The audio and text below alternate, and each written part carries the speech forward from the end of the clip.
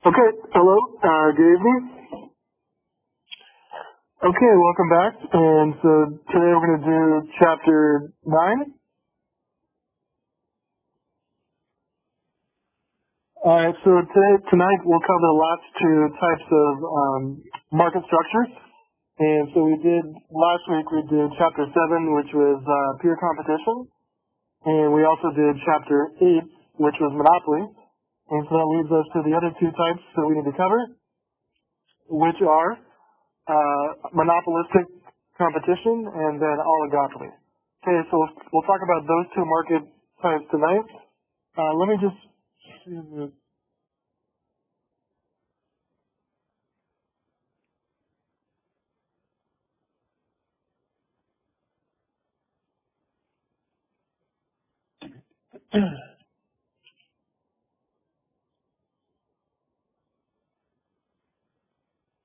Okay, so the chapter 7 and chapter 8 homework assignments are due today. Looks like only maybe half of you have done those. Is everyone okay on the homework assignments? Do we need help on the homework assignments or questions on that? So does anyone have homework? Anyone have questions on the chapter 7 or chapter 8 homework assignments?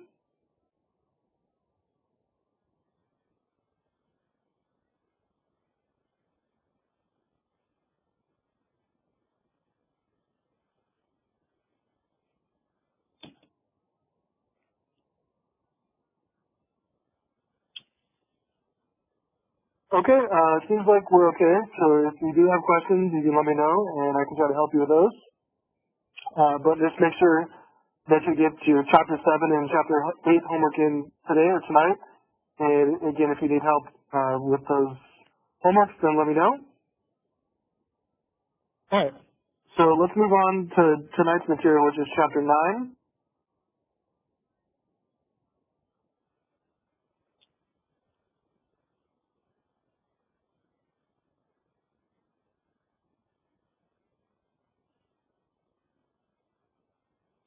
All right. So if you you can open up the study guides for chapter 9.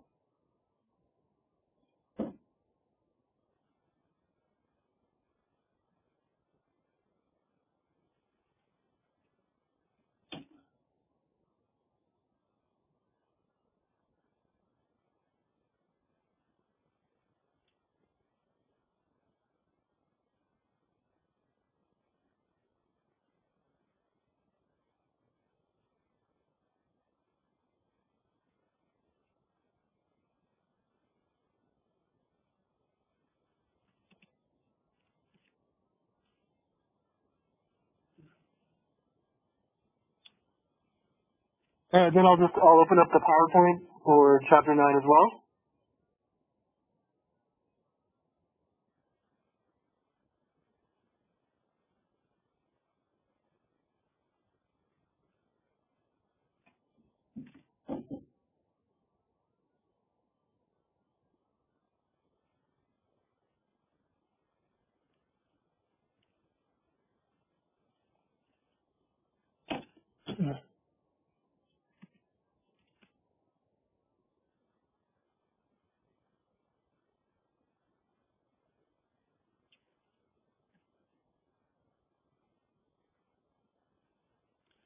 All right, so chapter 9 is on these other two types of market structures, which are a little bit different than the two we talked about last week. So we'll do monopolistic competition first, and then the last market type is oligopoly. So let's talk about and define those and look at some examples.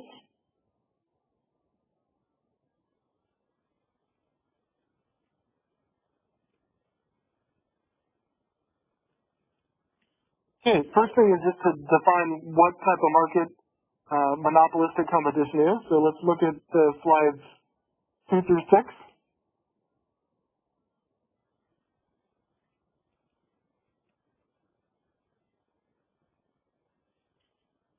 All right, so here we go. So monopolistic competition is a market type in which there's a relatively large number of sellers. One of the key things is we have kind of differentiated products. So the sellers are selling similar things but different. So we're looking at slightly differentiated products, not just perfect substitutes like the peer competition from last time. There's pretty easy entry and exit, and we'll talk about advertising as a big role in this type of market.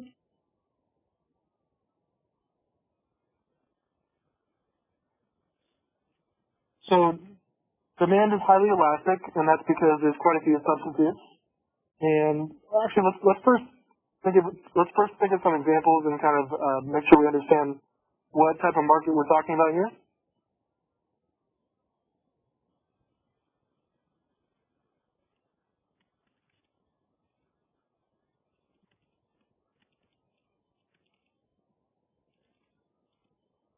Alright, so I'd say that most, or like a majority of goods and services are under this type. So there's a lot of, most examples of goods we can think about probably go into this category.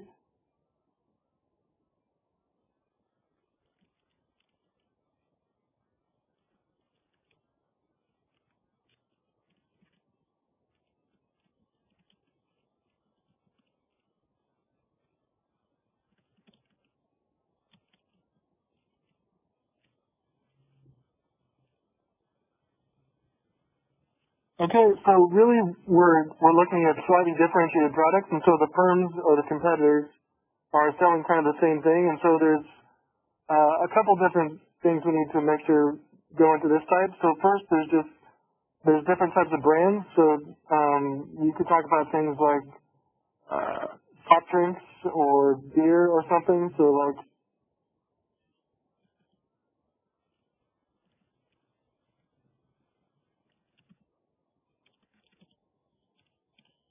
okay, so like Coke and Pepsi would both be selling soda or some kind of soft canned beverage. So it's really a similar type of product, but slightly different. Like you got the brand, and you can think of many examples like this, where you got like,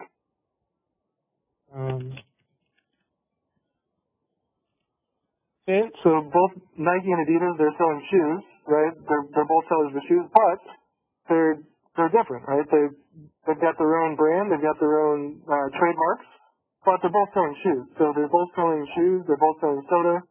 And the other thing you got to make sure that goes in here is kind of like brand names versus generics. You can have like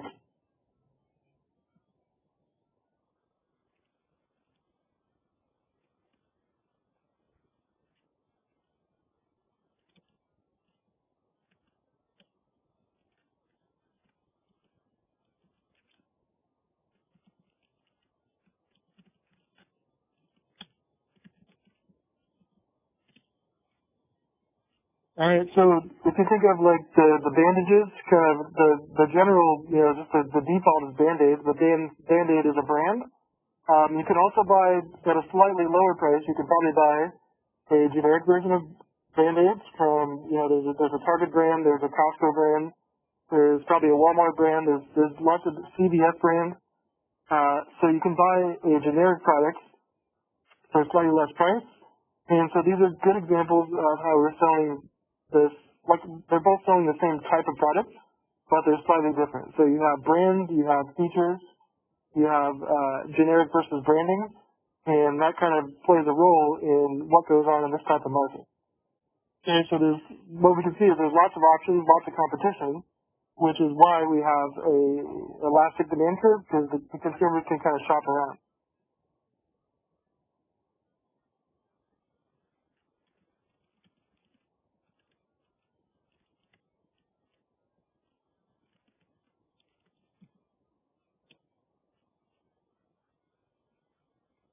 Okay, so there's many more examples, but we could probably think of 100 things that go into this type of market.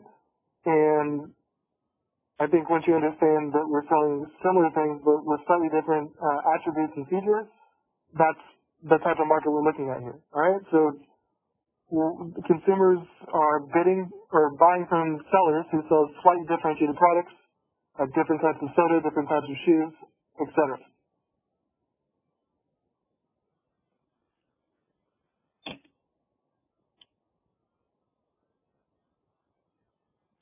Okay, well, demand has got to be highly elastic because the consumers can shop around, right? So if any of these, like if Coke or Pepsi start charging, markup prices for their goods, then they might lose some customers to some other competitor brand. Right? There's always somewhere else you can spend your money, and so that's why if there's some drastic price changes, the consumers respond a lot, and that's because they have options, meaning these goods and services are very elastic.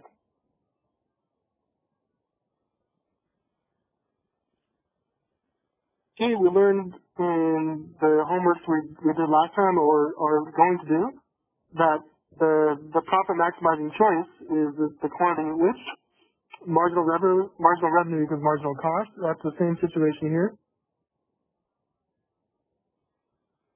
You want to choose output where MR equals MC.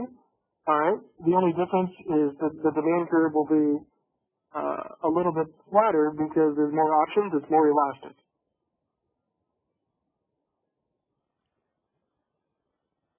Okay, so in the long run, we have a situation that's similar to the monopoly outcome. The difference is the demand curve is a lot flatter, and you kind of get a situation. We'll look at the graph here, but you get kind of a normal profit in the long run, and in the short run, just like peer competition, you can get firms making profits or firms taking losses, and kind of firms come into the market, exit the market when industries are hot and when industries are not doing so well. So consumers benefit from this type of market because they get to shop around. They have a variety. They have options. The only thing is there's a little bit of a markup, and the markup has to do with the fact there's a markup for brands, there's a markup for advertising budgets, and so there's a bit of a markup, but the consumers get the benefit of being able to shop around and choose.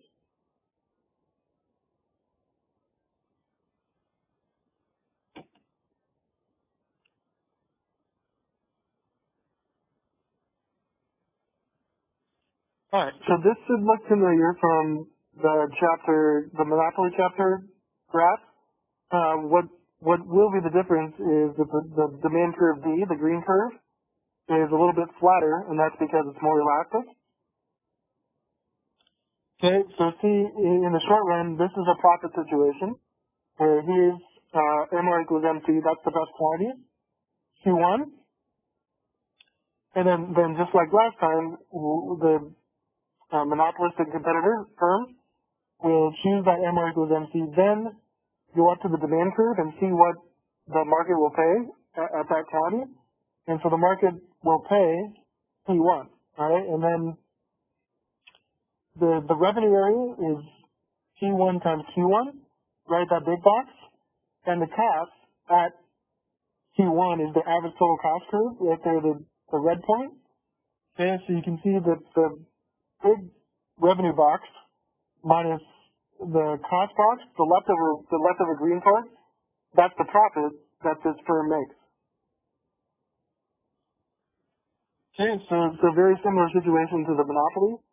The big difference being that the demand curve is much flatter and much more elastic because we have options. Okay, so this is a case in which an individual firm would be making a profit. There's also a good likely chance that firms in this type of market can take a loss, and here's what's happening here. So still, we're producing our MR equals MC, Q2, and then we're charging the price at that demand curve, which is P2. So revenue is P2 times Q2, right? But if you look at how much it costs to operate at this quantity, it's that point on the red ATC curve. And so A2 times Q2, that area is slightly higher than the revenue, so the firm is still producing but taking a loss. Okay, so we see same situation where produce where MR equals MC.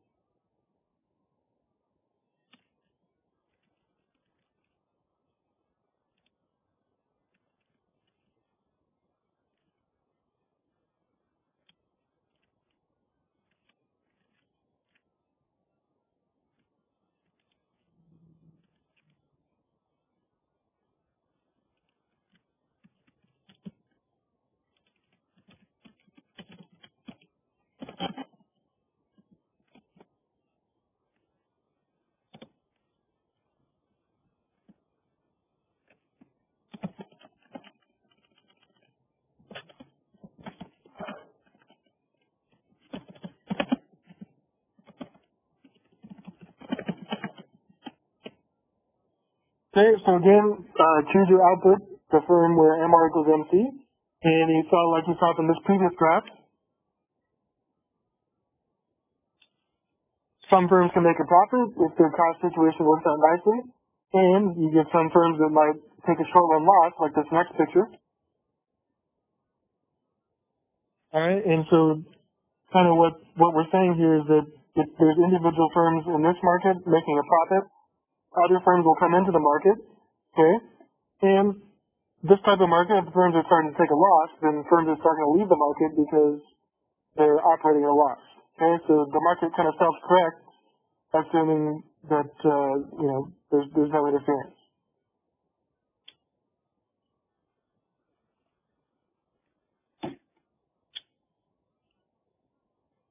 Alright, so we see the situation that we're kind of gravitating toward here, where if the price is above the average total cost curve, right, then the firm makes a profit. If the price is less than the average total cost curve, they're taking a loss. And so you can see we're kind of going to move back and forth with entry and exit until the firms reach a long run point where it's just that the price equals exactly the point on the average total cost curve. So see how it's kind of tangent there? Right, so the firms make a kind of break even or make a normal profit in the long run. Alright, so these firms enter, these firms exit. The long run situation, or at least the model says, is kind of right tangent where the demand curve hits the average total cost curve. Okay, so the only difference between this and peer competition is the peer competition demand curve was flat and would hit the minimum point. And the difference between this and the monopoly curve is the monopoly curve is steeper, so it would hit the minimum point somewhere up here.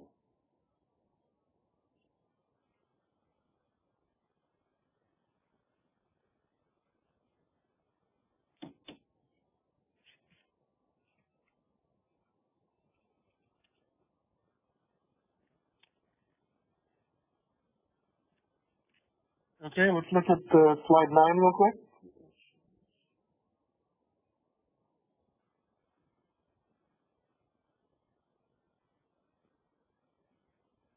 Alright, so again, product variety is a big thing in this market. So the firms in this type of market constantly manage price, right? Should they lower price, should they increase price compared to the competitors? What does Coke do compared to Pepsi? What does Adidas do compared to Nike, and so on? They make slight adjustments to their product. Like Coke will do or Pepsi will do like Pepsi Clear. You'll see things like zero sugar, stuff like that, where there's slight changes in the product. And then they advertise, right? They try to compete with each other via advertising. So that leads to better product differentiation where consumers decide which product they value more, and that leads to better advertising because you're trying to show the value of your product compared to your competitor.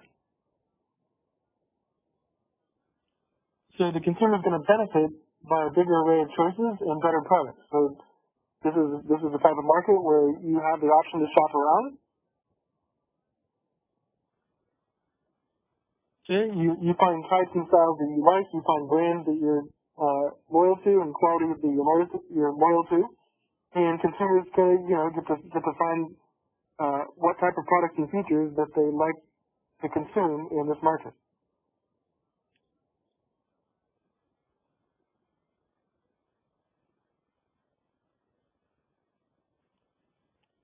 Okay, so to wrap up the summary of this type of market, the main thing is we got firms, lots of firms that sell slightly differentiated products, competing in the same market for the same customers.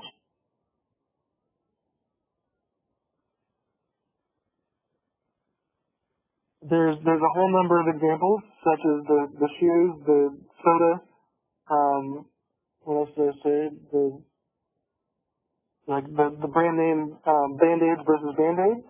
So all those types of products in which there's a slightly different type of product in the same market.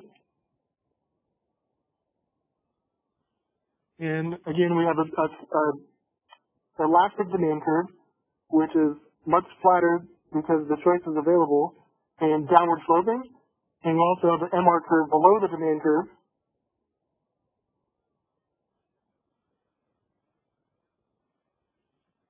Okay, see the gray line there?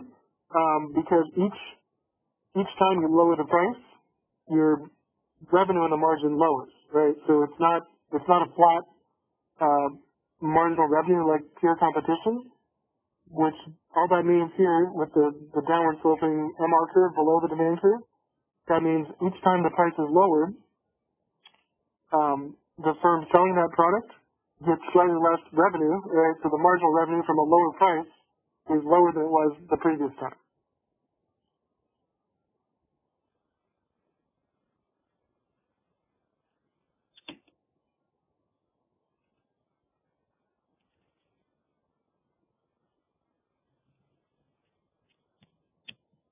Okay, so let's talk about we're going to come back to monopolistic competition when we talk about advertising, but we need to introduce this other type of market here, which is oligopoly. So the fourth type is called oligopoly.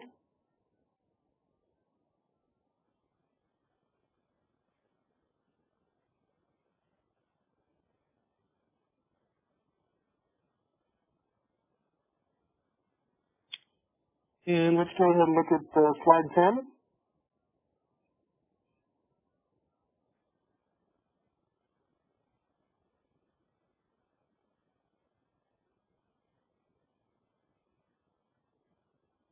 All right, so here we go. So this is the features of this market.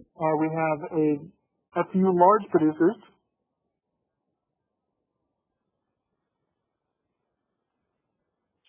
We get homogeneous or slightly differentiated products. So there's options, but there's less options, and there's limited control over price because what you do with your price has a big deal of what your competitor will do in response.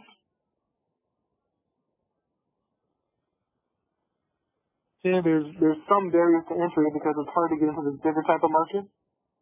Mergers are an option, but the key here is that we have a large number of producers, a few large producers selling. So this is like the last market, but there's fewer firms with a lot more market power.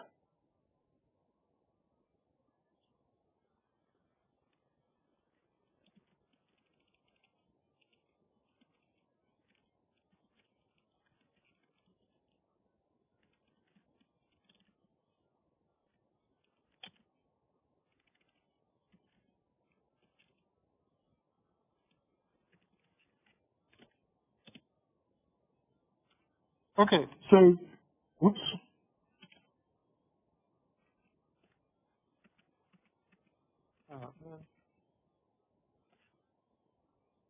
Well, we'll go back to that. But okay, so what are some types of markets that operate under oligopoly? So can we think of some examples in which the market might be how we just described it? So there's a large number of firms.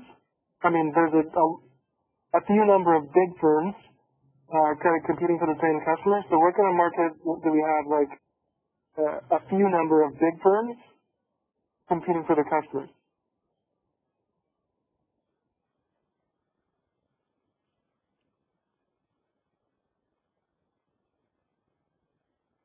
Yeah, cell phones, exactly. So there's cell phones is an excellent one because cell phones or smartphones, you have some choice, but you have a limited choice, right? You can probably go to the store and choose between like 3 or 4 brands, but that's it, right? You have a choice, but it's a small choice. So there's 3 to 4 very big firms competing in the smartphone market. So exactly, yeah.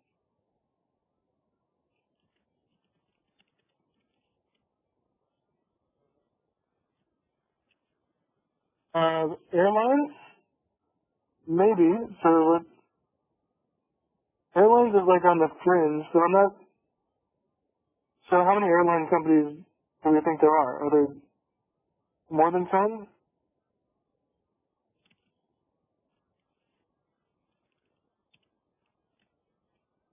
I think there's more than 10. Yeah, I'm trying to think too. So I know that there's some bigger companies that own a couple different airlines, but I think there's quite a few. Especially if you look at like the smaller airlines, if you can fly like Hawaiian Air, and there's like a separate airline that flies from like London to Ireland, stuff like that. So I think if you look at all the airlines together, there's probably too many to classify them as oligopoly, but maybe the big ones. So I'd say that one's kind of, there's probably too many airlines to classify them as oligopoly.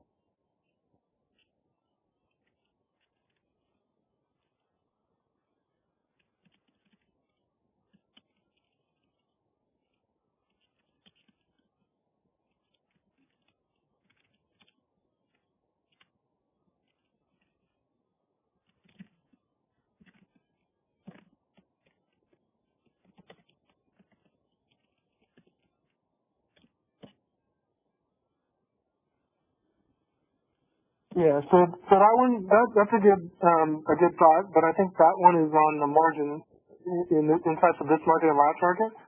So I think that probably goes into the previous market, monopolistic competition, only because I think there's quite a few airline companies if you think about all of them.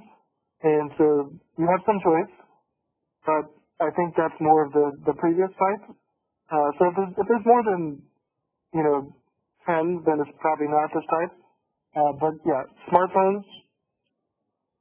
Um,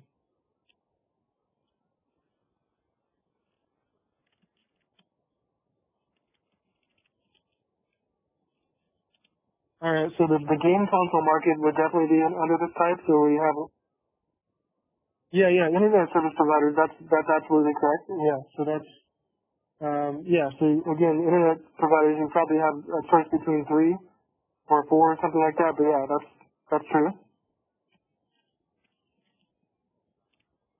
Yeah, so a lot of the technology and electronic types are owned by a few big companies, and so even like I'd say like Uber and Lyft are probably 2 big oligopolies.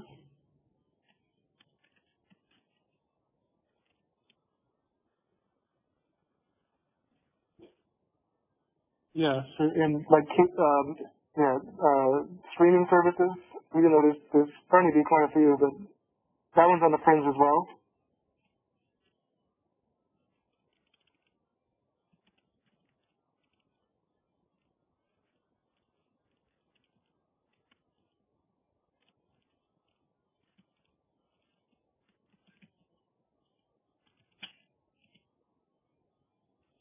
Okay, so like Apple TV and Netflix, even though at some point this might jump back to the monopolistic competition market if we have too many streaming sites, because I think we're up to like 10 now. I'm not sure exactly, but it's starting to add up. I mean, how many streaming services do most people have now? Like 5 or something?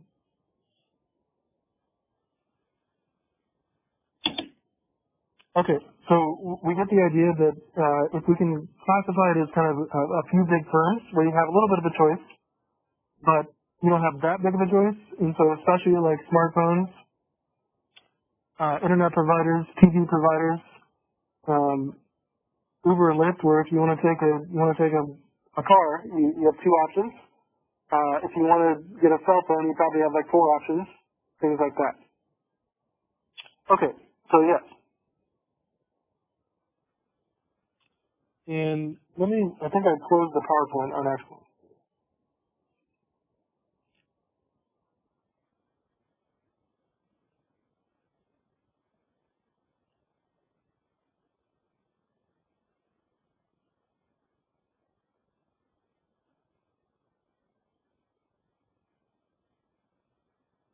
Oh, I'm sorry, I totally missed the first thing. So fast food companies, I think that one would go under, sorry, Rebecca, that one would probably go under monopolistic competition. I didn't see that one.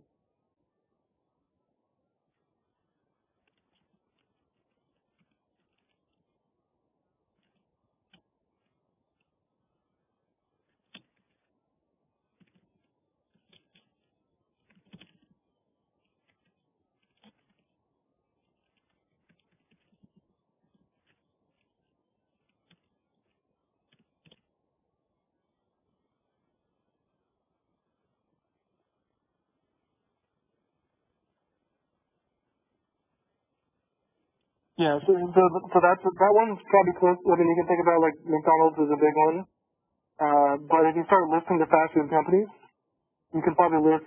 There's a lot of them. So I think, given just the sheer number of fast food companies, if you include like Starbucks and Subway, they start to add up. That probably goes under monopolistic competition. Yeah. Okay, but yeah, those are all good examples.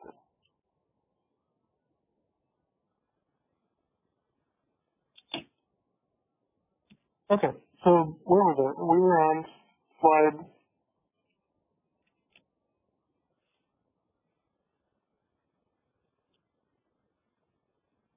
Yeah, we were on slide 10. So we talked about the characteristics.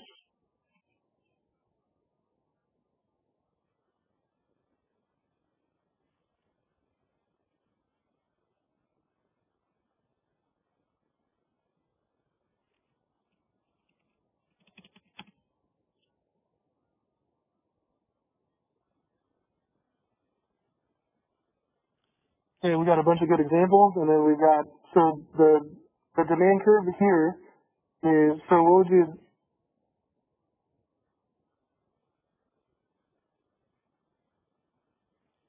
Okay, so it's a good exercise to kind of if I had a whiteboard I could draw you these real quick, but if you can kind of think about the steepness, I guess, or the elasticity of the kind of the four types, it's a good exercise to see where these firms or where these types of markets kind of go. So if I could just like rank them here.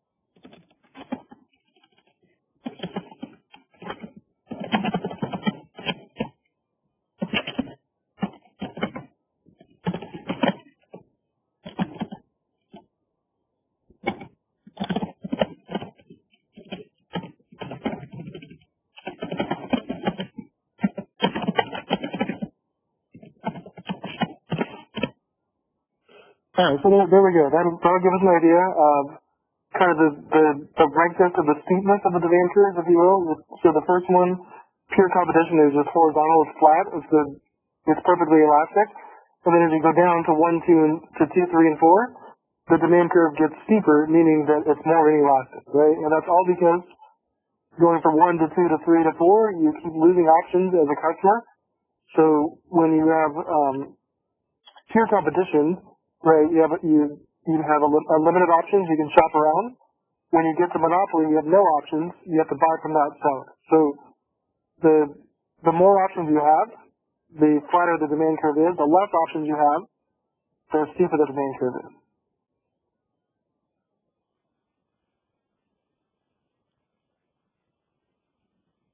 Yeah, there we go. Okay. So there's no picture of this demand curve in the slideshow, but it would look like this one, but it would be steeper.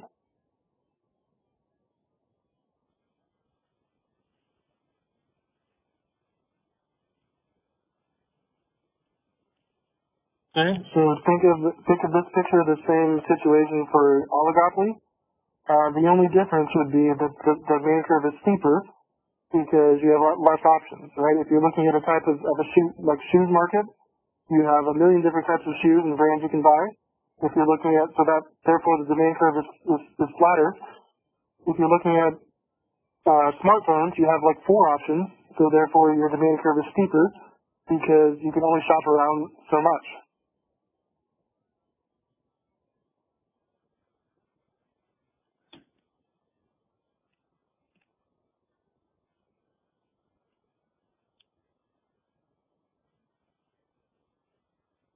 Okay, so the next thing we're going to do is introduce a little bit of game theory, and so this is kind of a fun topic that comes under oligopolies. So we'll spend a little bit of time on this. I have a homework assignment on some simple game theory, and I think this will be interesting for you. But let's introduce how game theory kind of comes into the oligopoly market, and then when we get to the examples, we'll look at how we do these in kind of a problem-solving way. Okay, so let's look at slides 11 to 13.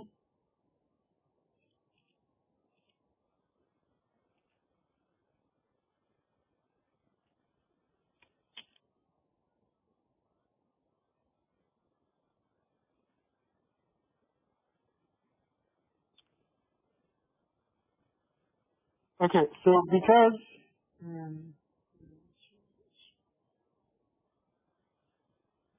there's only a few big firms that compete under this type of market, like Apple and Samsung, or the PlayStation versus the Xbox, Microsoft and Sony, that they have to worry about how their competitors might react if they do something. So there's kind of strategic behavior and pricing in this type of market, which is why it's studied so much, and game theory is used here to look at firm behavior.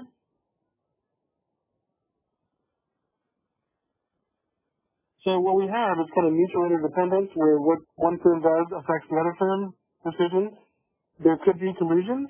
There could be collusion where the firms decide to collude, then break their agreement. Okay, and we're going to look at this as kind of a two-firm, like two oligopolies competing, and a bunch of different examples using a kind of simple game theory. So if you look at this next slide here,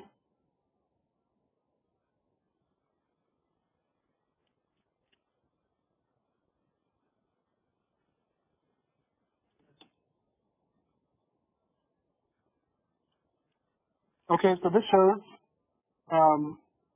two hypothetical oligopolies, which are Uptown and Rare Air, and they both have two strategies, which are the price high and the price low. Okay, and the payouts for each are listed in the matrix here, or the four boxes. So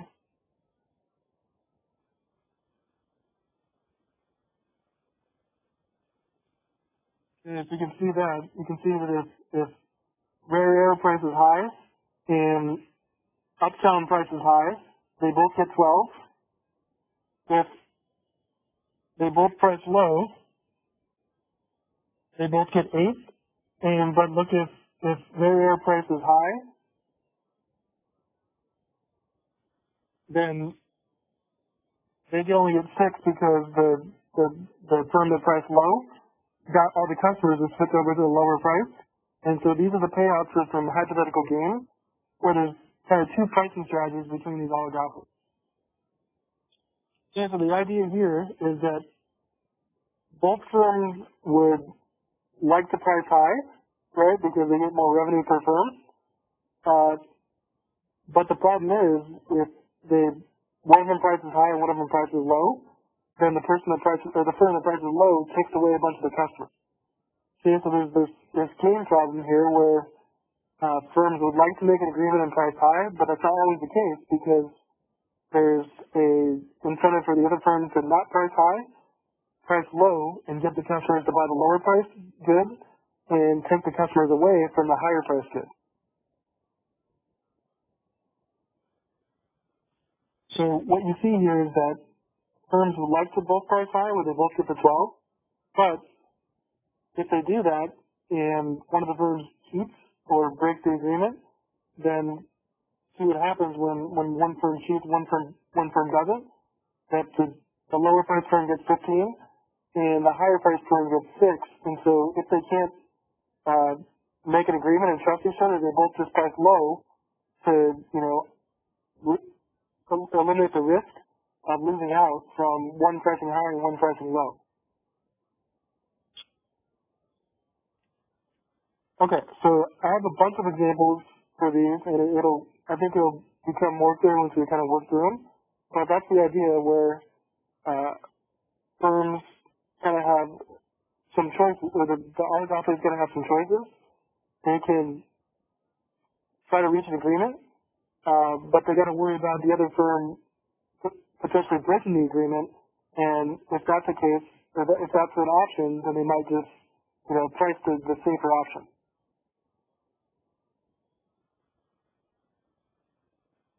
Okay, so we'll look at some examples where you kind of replicate this little diagram where you have two oligopolies, two firms with two strategies, and the outcomes determine how they might choose their pricing.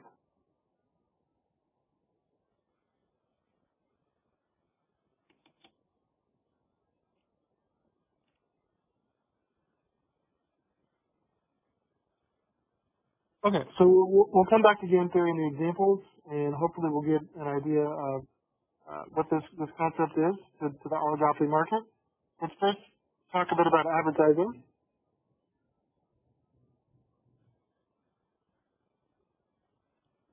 On slides 22 to 23, and then also slide 25.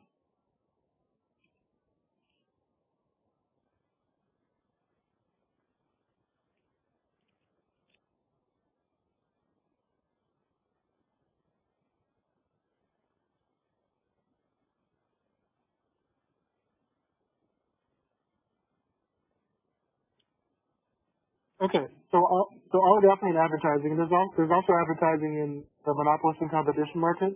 So the advertising bullet points apply to both. So when they compete with product development and advertising, so what advertising does is if you have an advertising strategy, it's kind of less easier to duplicate than a price change. So if you have a good ad campaign, you can really gain an advantage if it works out over your competitor. And the other thing is advertising gets really expensive, and you got to be financially able to advertise. So to be able to advertise, you have to be able to kind of mark up your price and get some extra revenue to advertise. If you're not, financially able to advertise, then you kind of stick with a lower brand or not advertise at all. Okay, so what are the positive effects or positive results from advertising? So advertising can be a low-cost way of providing information to customers. So if you didn't know about something and you see it on TV or see it on a website or something, that's information you can get, and that might be a low-cost way for the firms to get information to their customers. Okay, advertising can enhance competition because you're trying to demonstrate the best features of your product and why your product is better than your competitor.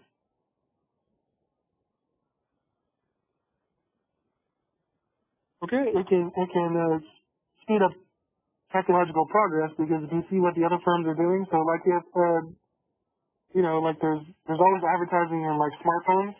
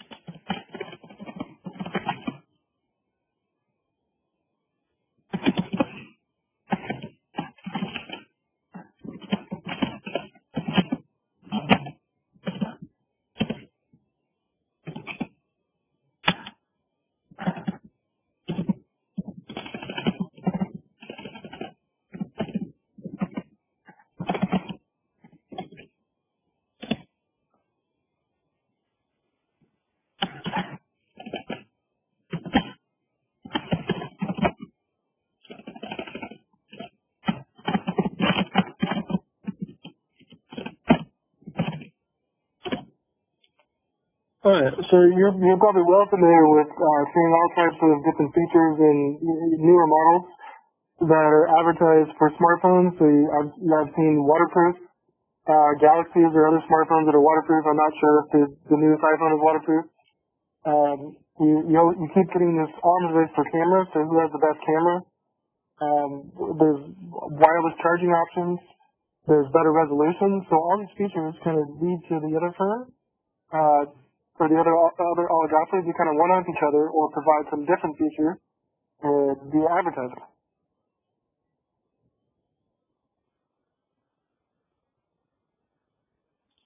Okay, and advertising can possibly help firms obtain economies of scale, which means that they're the most efficient at producing that one type of feature.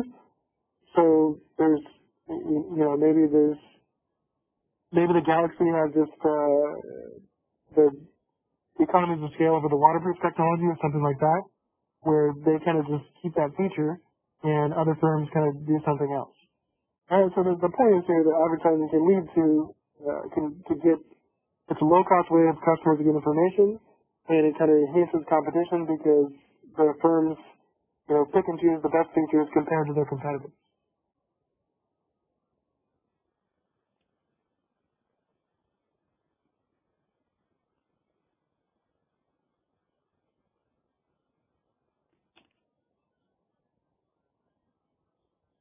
Okay, so what about the negative effects of advertising? So it can be manipulative.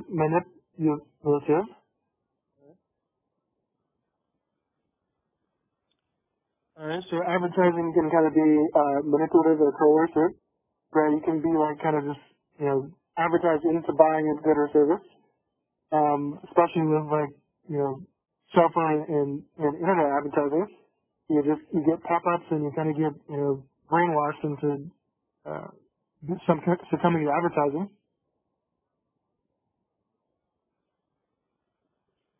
Alright, you also know that if you see an advertising price or something that's advertised on TV, they might only show the price, but not the fine print. So this is one I see a lot, where it's like,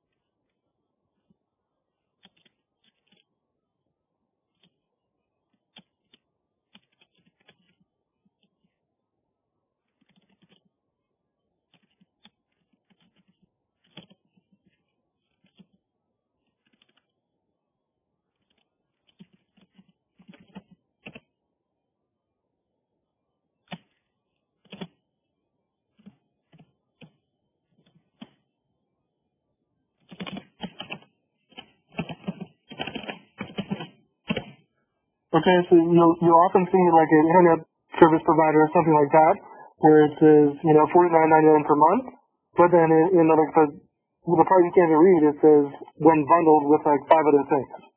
So you might only see the feature, but then you got to bundle it, and once you bundle it with the other things, it's like 120. Right?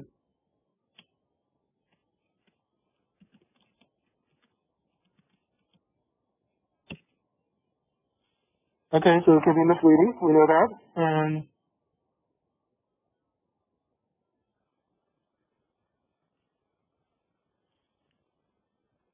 So you can also see advertising in which it doesn't really illustrate anything about the product. So think of like,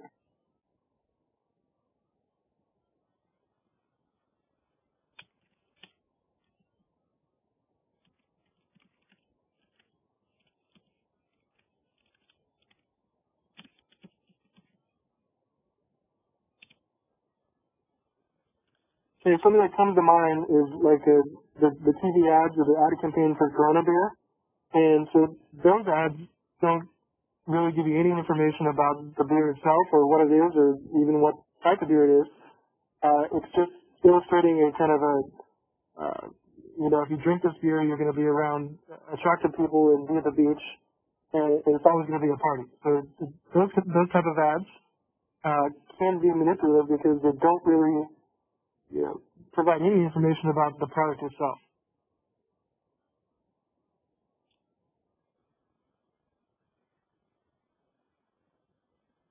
Okay, and then the third point here is consumers pay a higher price for a good while foregoing a better, lower price, unadvertised version of the product. So the point here is it costs money to advertise, and to pay for that advertisement, the firm has to charge a higher price.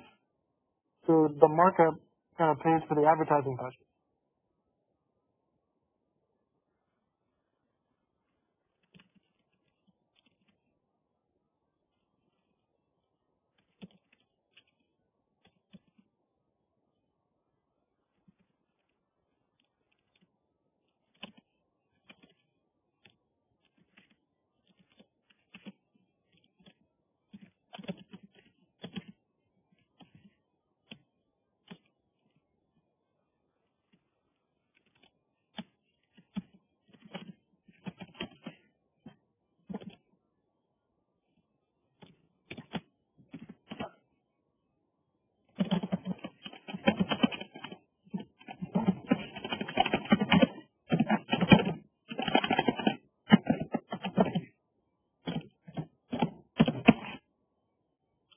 Okay, so if the firm is advertising, the customer is going to pay a higher price for the product, and that's because the advertising campaign or the advertising budget isn't free. That revenue's got to come from somewhere, and so the reason why they're able to advertise is because those firms that advertise can charge a little bit higher price or mark up their product in order to offset the revenue they have to spend on their advertising campaign.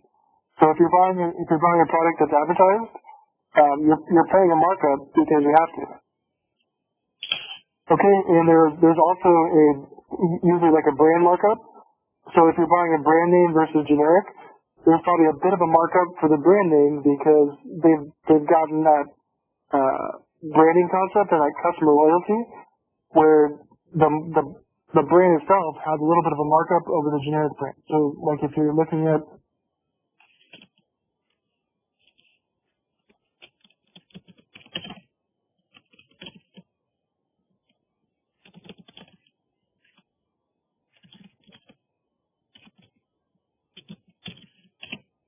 so if you're choosing between Band-Aid brand versus Target brand bandages, unless there's some kind of sale, you're probably paying a little bit of a markup for the brand, which is Band-Aid, right? So that's why, because they get a bit of a markup for that brand and for that, and the firms that are advertising, they're marking up their goods so they can advertise.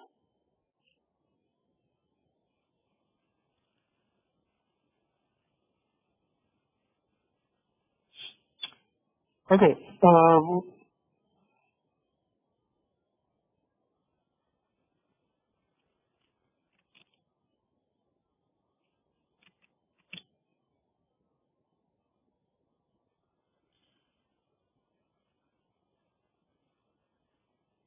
right. So last thing here is just to mention the big internet oligopoly on slide 28.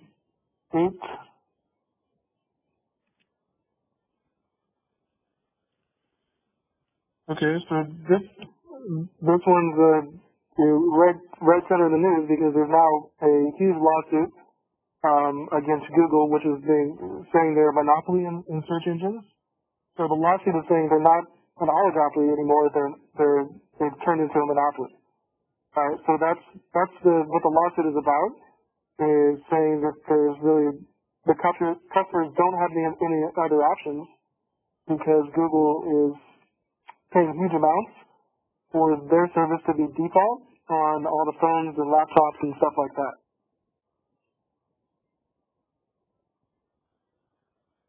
Okay, Amazon, there's other websites you can go to for online shopping, but by far the biggest share of the online shopping market is Amazon, so they probably have an internet oligopoly. Okay, there's other social media platforms, but Facebook has by far the biggest portion of the market. They have Facebook and Instagram.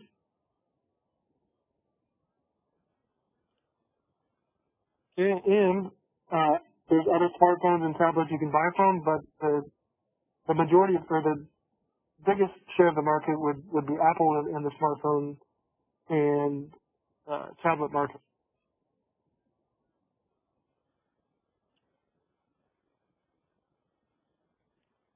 Okay, so these four are all technically in the oligopoly section, and the question now is whether is this one in the monopoly section.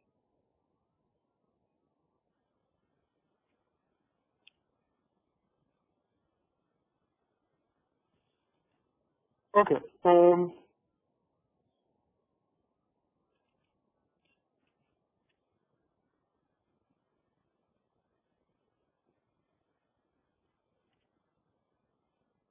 Okay, so those are the main features I wanted to talk about for the two types of monopolistic competition and oligopoly. So there's three optional videos, one on monopolistic competition, another one on oligopoly, and then another one on game theory.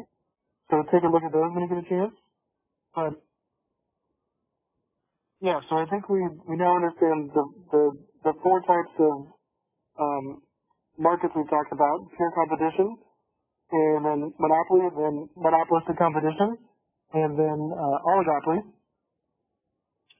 Okay, and then the advertising kind of plays a big role in these two types because the customers have some choice depending on what type of market they're in.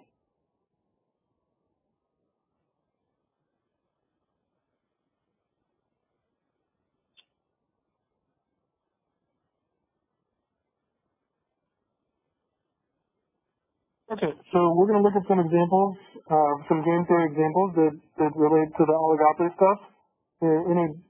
Any questions on monopolistic competition or oligopoly or any of the things we covered in today's topics?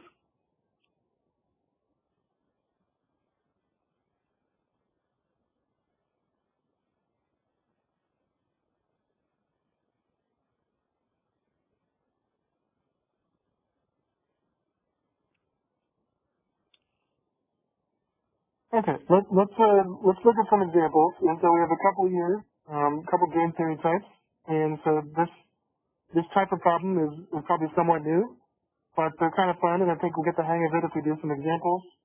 So we've got a couple examples here. You have a couple examples on your homework assignment, and then we'll do some more for the when the midterm 2 comes around, and we'll do some more before that as well. So we'll get plenty of practice. So let's start with these simple game theory types. So this is from the textbook.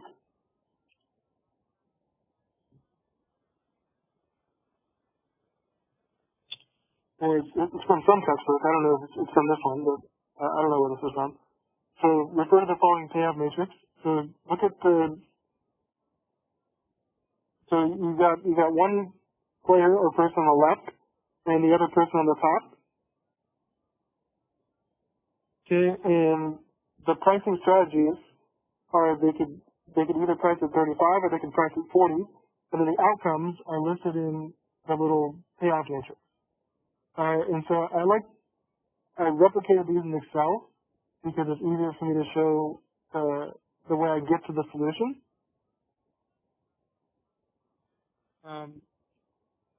So let me pull up the examples for chapter 9.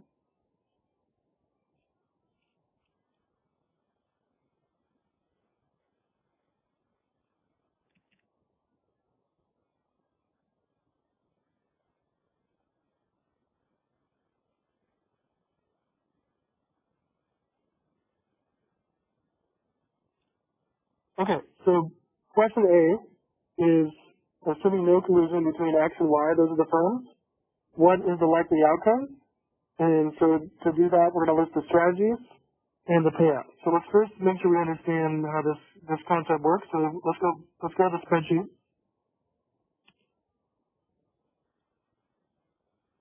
Okay, and when you do these for your homework assignment and so forth, you can either use, you can do it in Excel and use my file as an example, or you can, if it's easier, you can just do it on a piece of paper and take a picture or whatever. But you don't have to do it in Excel, but if you want to, you can use mine as an example. So here I replicated the situation from the problem.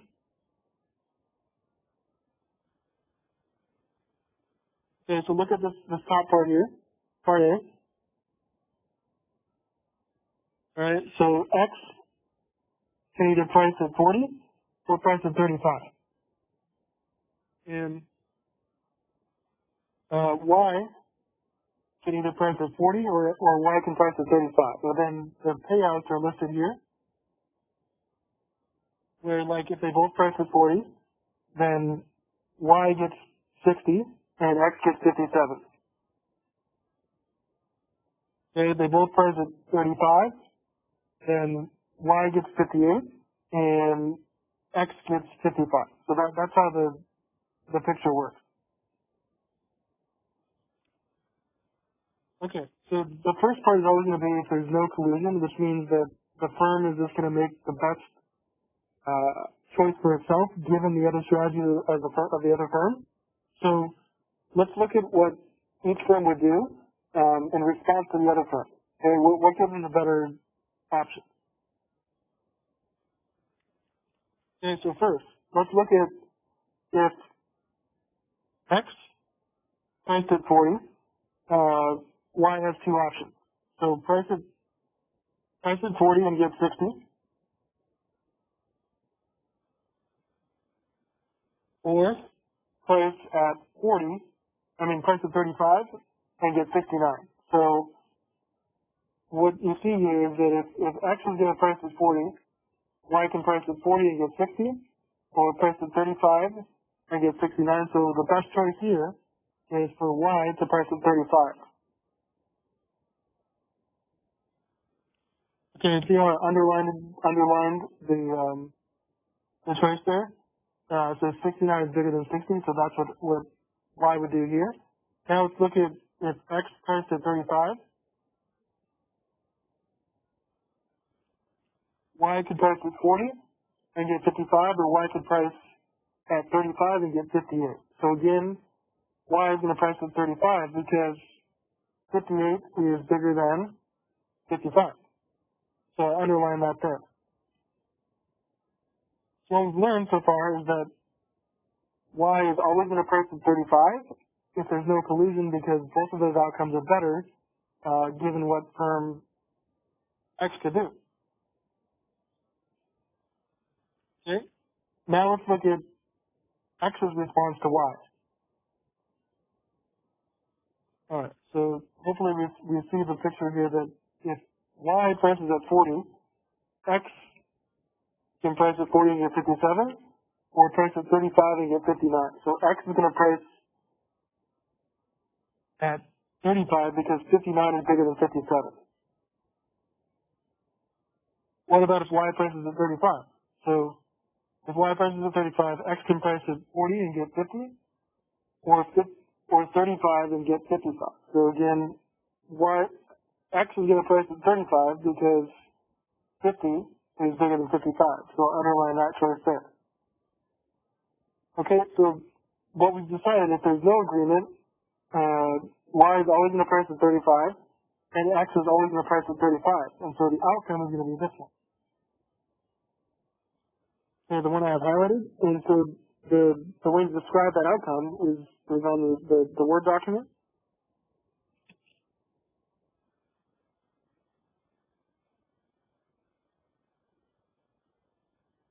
Okay, so assuming no collusion between X and Y, what's the likely outcome? Strategies and payouts, so they both price at 35. So I listed those, and then I listed the outcomes, 58 and 55. Okay? So those are the strategies, Y and X, and those are the payouts, Y and X. Okay, and I just listed them. So once you solve the payout matrix like this, you list the two strategies that lead to the outcome, and then you list the outcome.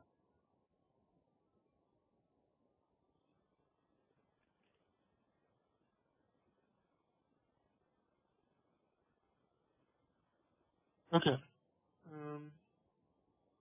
So I know this is probably a new concept, but So for part A, do we see how we're getting to the outcome here? 35, 35.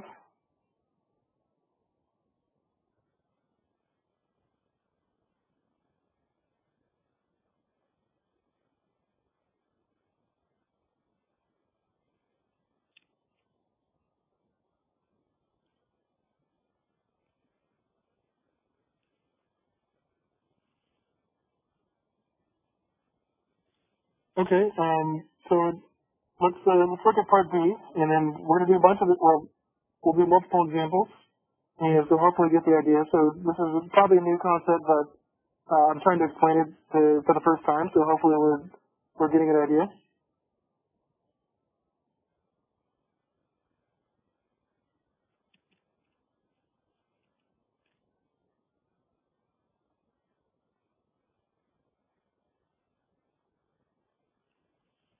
Okay, so part B is a little bit easier because you're kind of looking for a situation in which both players can improve.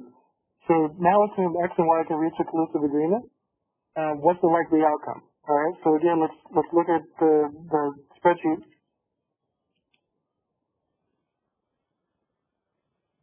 Okay, so that part from point A, or that highlighted part from part A, is the outcome with no collusion. They both priced at 35. So Y gets 58 and X gets 55. Okay. Now, if you look around the options here, is there an outcome in which both players would be better off if they both price differently? And the answer is yes, because if you look here, when they both price at 40, Y gets an extra 2, goes to 60, and X gets an extra 2. So they both get an extra 2 in their payout. So 60 is better than 58, and 57 is better than 55. So if they both can agree and keep, pricing the higher price, they both get higher revenue, and they're both better off. So if they reach an agreement and keep it, this would be the agreement they keep. They both price at 40, and they both get a better outcome of 60 and 57, respectively.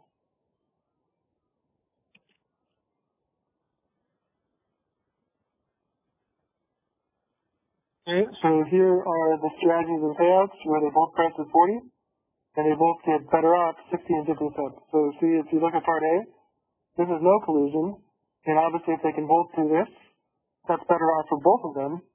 They would do that if they could, and get the extra, the idea here is that if they can both charge a higher price, the customer has no choice but to buy those from one of those two, so they're both going to get more revenue because they're both charging the same price.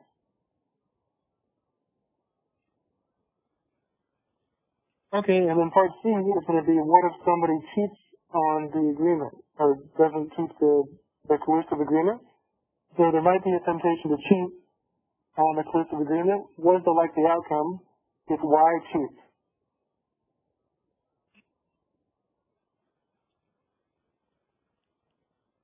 Okay, so here's the idea. If they don't trust each other, they both price at 35, and 58 and 55 is the outcome. But if they can reach an agreement, they're both better off here. But the problem is, if they make the agreement and one of the firms cheats, then they undercut the other. And so see what happens if they both handshake and say we're going to price at 40, but instead Y cheats and prices at 35. Now, if that's the case, the customers go to lower price firm, pricing at 35, and Y gets 69 and X gets 50.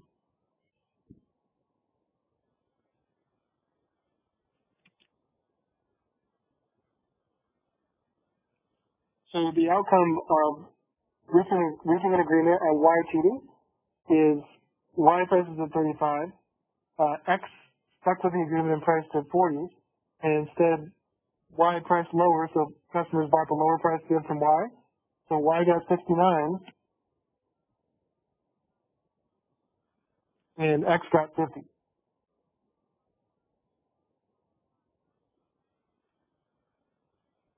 Alright, so here's the story here is that if they're both just doing what's best for each other with no risk, they're both just going to price at 35 and get this. if they can reach an agreement, this is better off for both firms, but if there's a risk of cheating, then both firms are just going to cheat, and it goes back to here.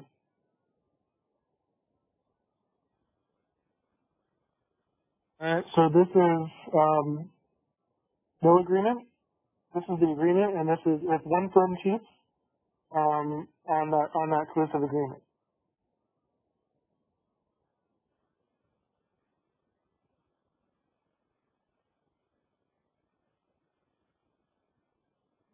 Okay, so there's another example, but this is kind of a general idea. Questions on what we're doing for these type of problems? Does this make sense? What we're trying to solve for here?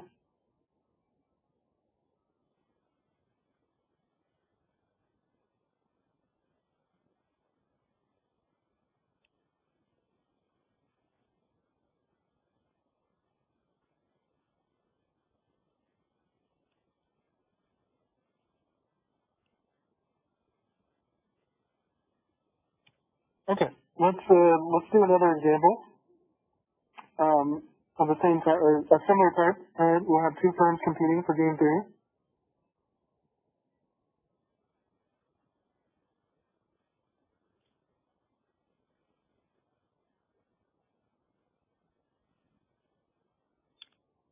All right, so here's another one. We have firm A and firm B. These are aircraft companies. So these I mean, we talked about the airlines. So the airlines can be either oligopolies, or they're probably more likely monopolistic competition. But you can have game theory problems of either type. So let's assume there's two competing firms, firm A and firm B. So they have two choices. So it doesn't have to be pricing. It could be something else. Some other business choice where the firms decide, should I build one more aircraft or not? So the choices are for firm A, build aircraft or don't build, and the choices for firm B, same, don't build or build. And then these are the outcomes that go to both firms.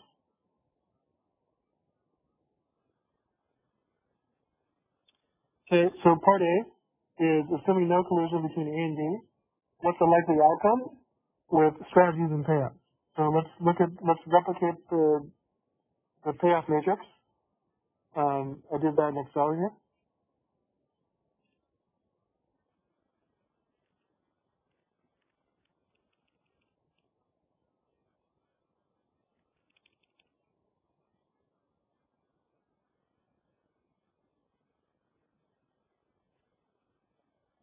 Okay, so here we are. Here's firm A up here, and here's firm B. And they both have two choices, build the aircraft or don't build the aircraft. And then if the combinations of the two strategies, there's four outcomes. So if they both build, firm B gets 10, firm A loses 10. If they both don't build, they both get 0, right? Because if they're not building an aircraft, they get no revenue. If firm B builds, if firm B doesn't build and firm A builds, firm B gets 0, firm A gets 25, and if firm B builds and firm A doesn't, then B gets 25 and A gets 0. So those are the outcomes of the possible outcomes of this game theory game.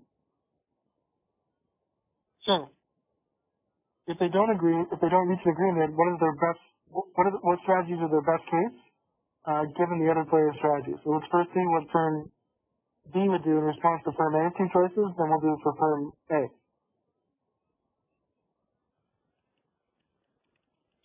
Okay. So if firm A builds, firm B has two choices. Either build and get 10, or don't build and get 0. Now, if you see what we're doing here, you would see that firm B would build and get 10. Alright, so that's why I highlighted that. So 10 is bigger than 0.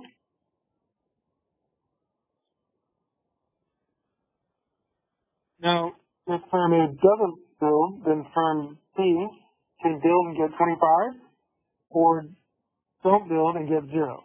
So either way, no matter what firm A does, if there's no agreement, firm B is going to build.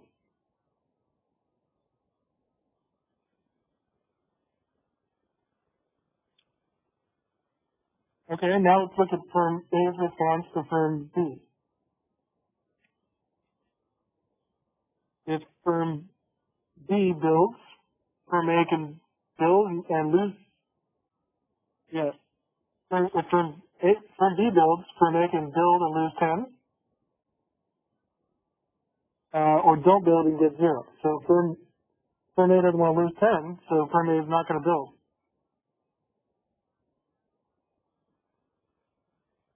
Okay, if firm B doesn't build, firm A can build and get 25, or don't build and get 0. So in this case, firm A's outcome, or firm A's strategy depends on what firm B would do.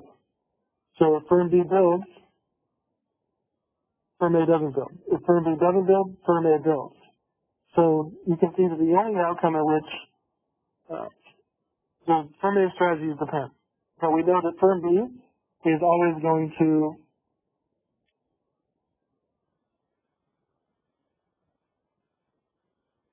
firm A is always going to build, right? So we learned that no matter what, firm B's outcome is always better if it builds in response to firm A. So if firm A is always going to build, then if firm B is always going to build, then firm A's response is don't build. Okay, so that's our outcome because we went through all the options and we learned that firm A always builds. Okay, so we're on this plane. And if firm B always builds, then firm A, that's response here, is don't build because if it builds in response to firm B, then it loses 10. So if firm A builds, firm A's response is don't build. And this is the outcome with no collision.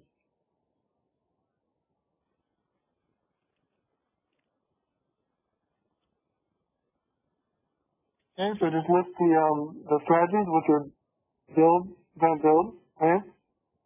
And then the outcome is B gets 25 and A gets 0. So build, don't build, 25, 0.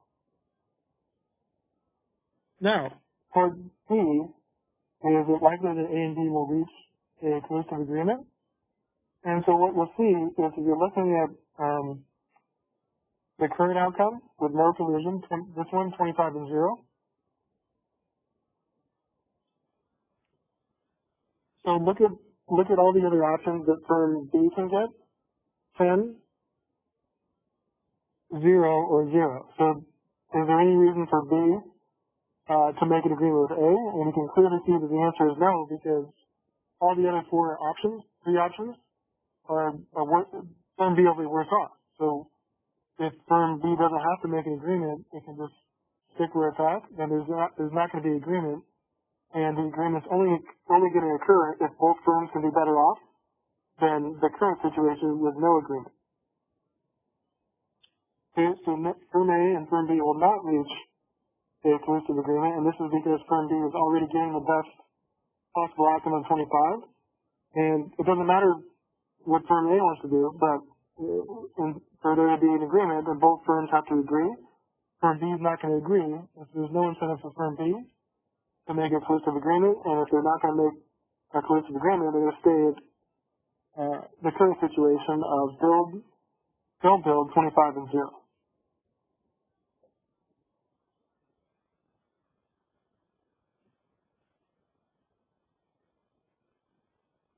Okay, so questions on this one here? So it's the same thing, but you kind of, so here are let me kind of list the steps here.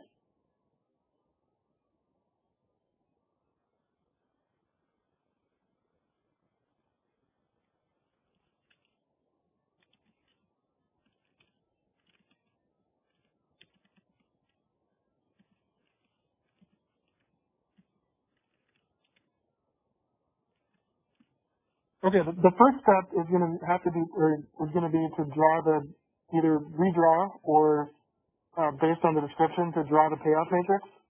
So that's the first step.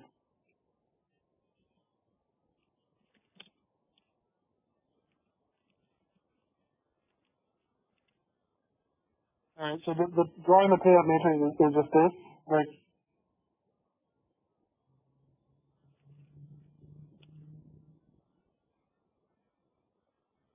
Alright, so just setting it up so you can see it on a little diagram. So just producing that is step one.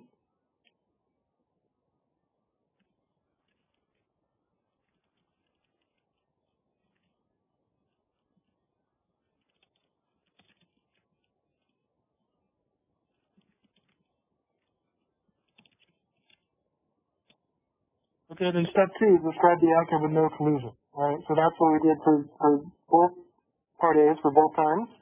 And then part three, or step three, is going to depend on if they can reach an agreement or not.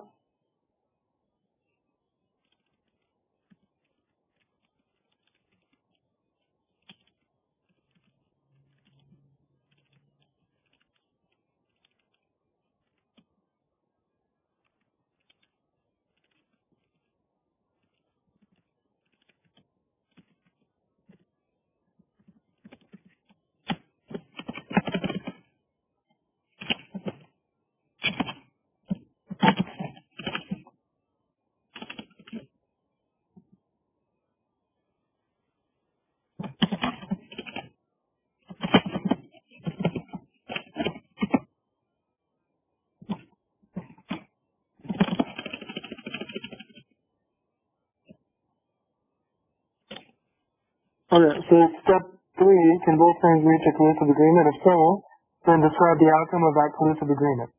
And then step four will depend on step three.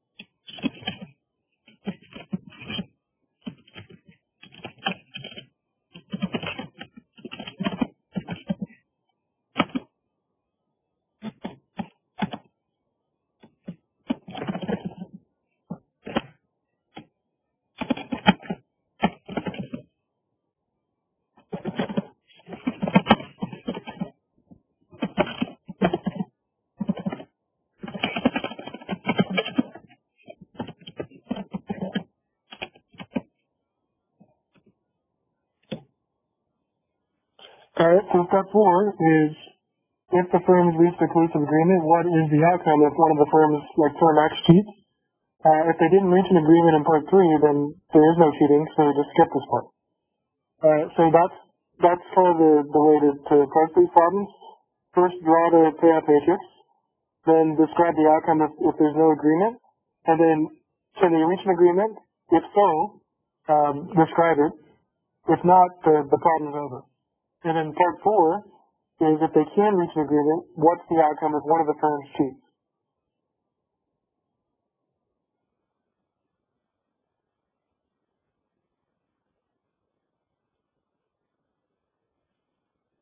So yeah, that's pretty much the recipe to solve these.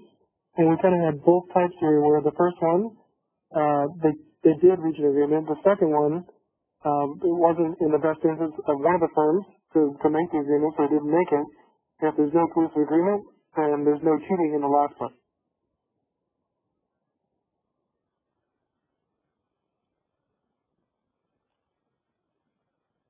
Okay. So questions on these types of problems. So I don't know how if you've seen these types of problems before, or hopefully this is making sense. But questions on kind of how to do these game theory problems like this. Any questions on these?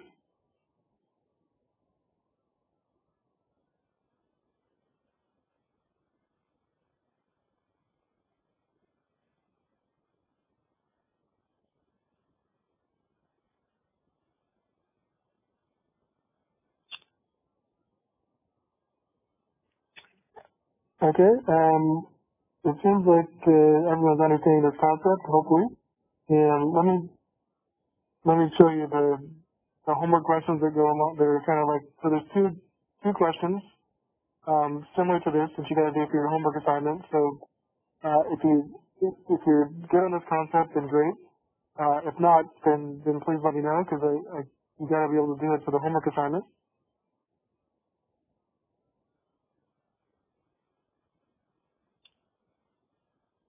If you want to do this in Excel, you can use my template that I posted, example chapter 9, and just kind of use that. Or if it's easier just to do this on a piece of paper, just get a ruler out. You can do that as well.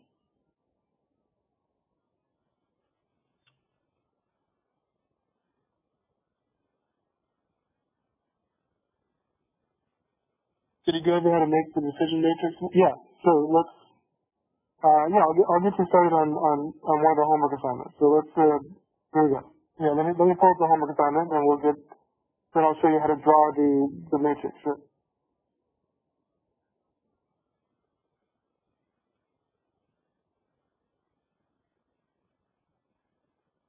Okay. You're welcome.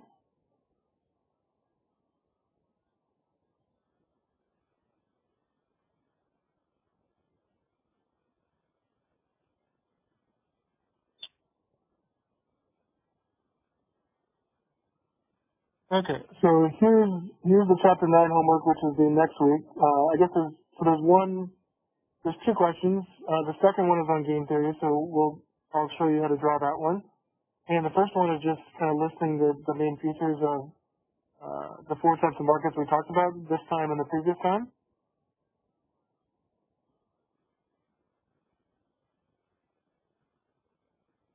So number one, the four market models. Economists who study industrial organization divide markets into four types, and all you have to do here is list each market structure, so the four types we talked about this meeting and last meeting. Describe each market structure in 1 to 2 sentences, and then provide one example of each. Okay, so you're welcome to do this with like bullet points, but just kind of describe the main features of the four types of markets we talked about, and then kind of provide one example of each, just so I can see that you understand what we've covered for the different types. All right, so that one shouldn't be too hard. Okay, so number 2, we have an example of game theory, and so this is a full question where you kind of get the description. You got to draw the payoff matrix, and then you got to do the steps 2, 3, and 4. So here we go. Assume it's 1985, and Nintendo and Atari play the following simultaneous move game. Nintendo has 2 pricing options for its Nintendo Entertainment System. Similarly, Atari has 2 pricing options for its new game console. Both Nintendo and Atari can either price their new game console at 100, or they can price at 200. So the 2 options are price at 100, price at 200. If both price at 100, each earns profits of 1 million. If both price at 200, each earns profits of 5 million. But if one prices at 100 and one prices at 200, the company that prices at 100 earns 10 million, and the company that prices at 200 loses 1 million. Okay? So I guess the main thing is make sure you can replicate this as a payoff matrix. So let's do that now. So part A. Okay, so by request, let's draw the payoff decision matrix for this game. Okay, so let me just start with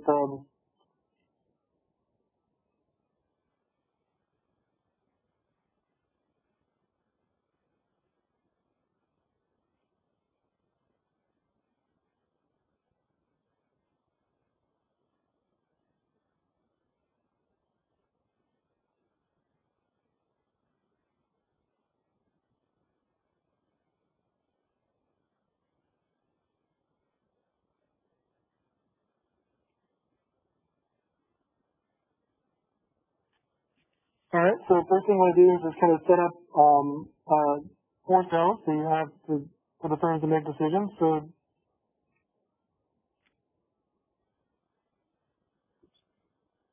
all right, there we go. I'm starting from scratch just to show you how to draw the payoff matrix.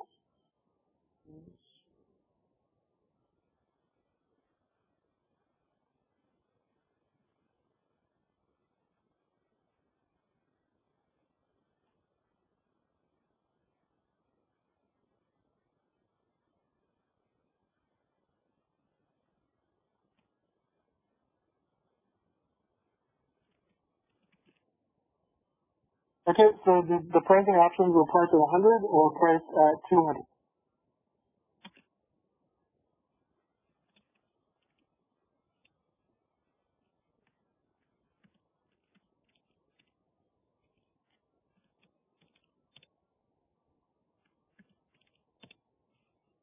Alright, and let's say this left side is Nintendo.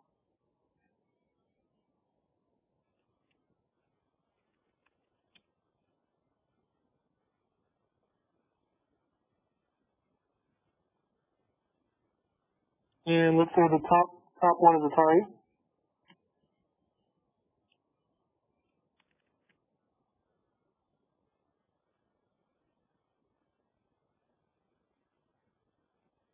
Okay, and let's list the word problem listed the outcomes, and so it said if they both price at 100,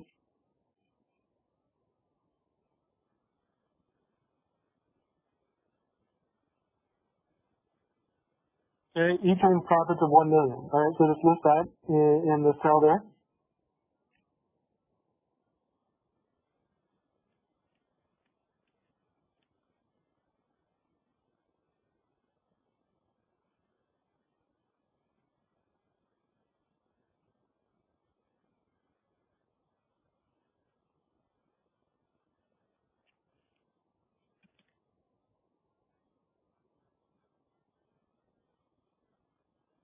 Okay, and then note that if they both price at 200, then they both earn profits of 5 million.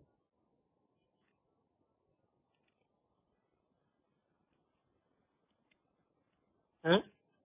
So you can see that if they can both, if they both agree to price higher prices, then the customers have no choice but to buy the higher priced items, and it's better for both of them. So that's the key here, is that they can, okay, and then if there's a mix, if one price is at 100 and one price is at 200,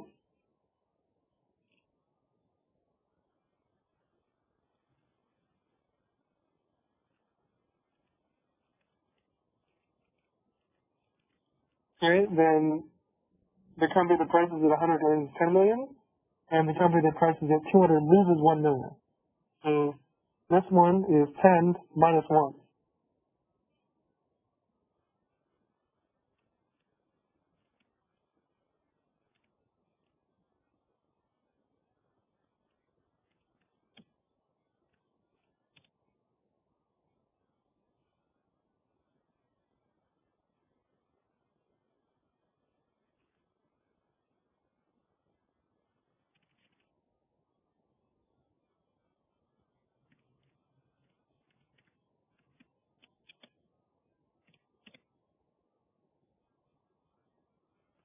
Okay, so that was the first step. All you're going to do is replicate the word problem on this payout matrix.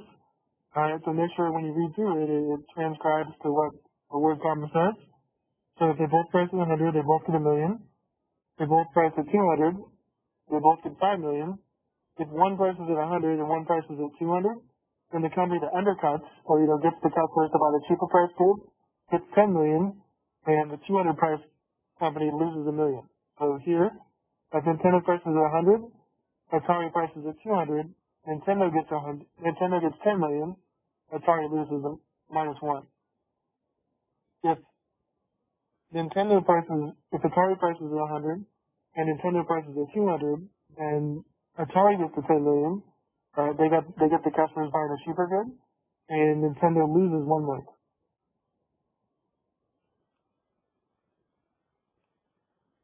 Okay, so does everyone see just the first thing is just does everyone see how to get the payoff matrix or the payoff diagram from the word problem?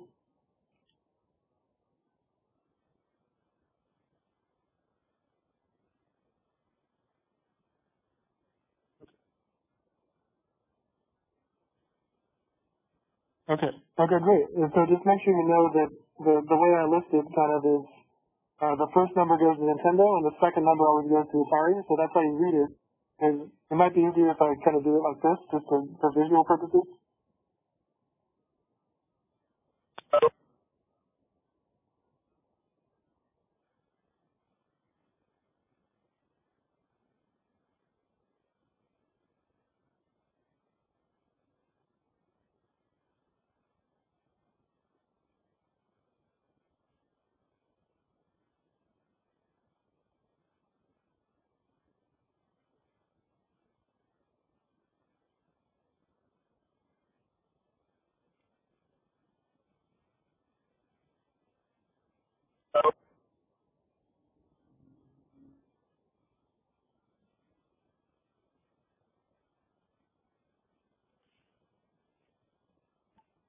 Okay, so you don't have to do the colors like this, but just make sure you know which payout goes to which firm.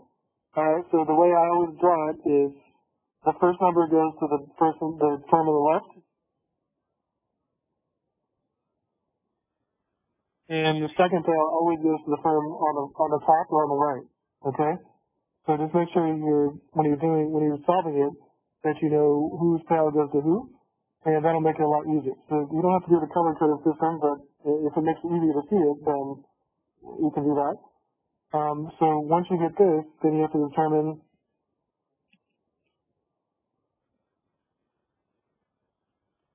what's the outcome with no collusion, alright, and then if they can reach a collusive agreement, what's the outcome there for part C?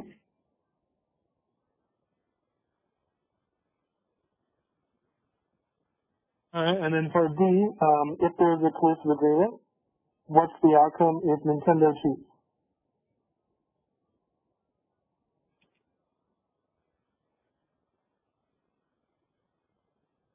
Okay. So parts for this one, the ones we did kind of as examples in the exercises. Is everyone good on how to do the rest of the problem here?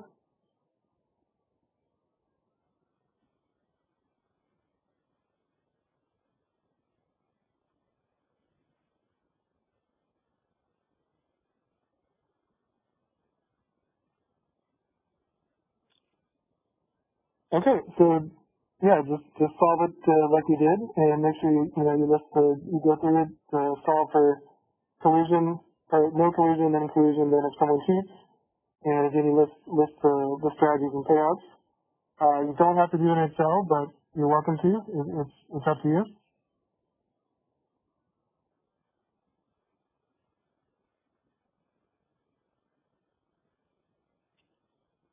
Okay, so the homework for chapter 9, so do number 1, which is list the different types of markets, the 4 different types, the features and examples, and finish up this one. And that's your homework for chapter 9. That's due next week.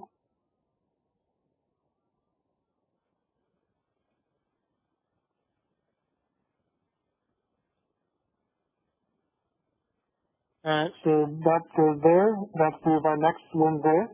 And make sure those of you, there's still a few more students have to do chapter 7 and chapter 8. Get those in by tonight. And I think we're almost done for today's material. Good. So we finished in the last 2 weeks, we finished the 4 types of markets we're going to look at: pure competition, pure monopoly, monopolistic competition, and oligopoly. So we've covered those types. All right, and we got homework assignments for those. Next time, we're going to jump to chapter 16 because this is a good place to do it. So we're going to revisit the production possibilities curve from chapter 1 and look at how that relates to gains from trade. So we'll do that for chapter 16. And then that'll be the last new piece of material before midterm 2. And we'll get to that in a few weeks. But yeah, this is next week. And make sure you get the homework for chapter 7, chapter 8 in today. And let me know if you have questions for chapter 9. Okay, so if there's no other questions and everyone's good on the homework assignments, then I think we're done. That's what I want to do for today. And thank you all for joining and learning about oligopoly and monopolistic competition and game theory. And have a good rest of your week. And I'll see you in a week. Thank you. Oh, thank you. Thank you. Thank you. Thank you. Thanks, Professor. Good night. All right, thank you.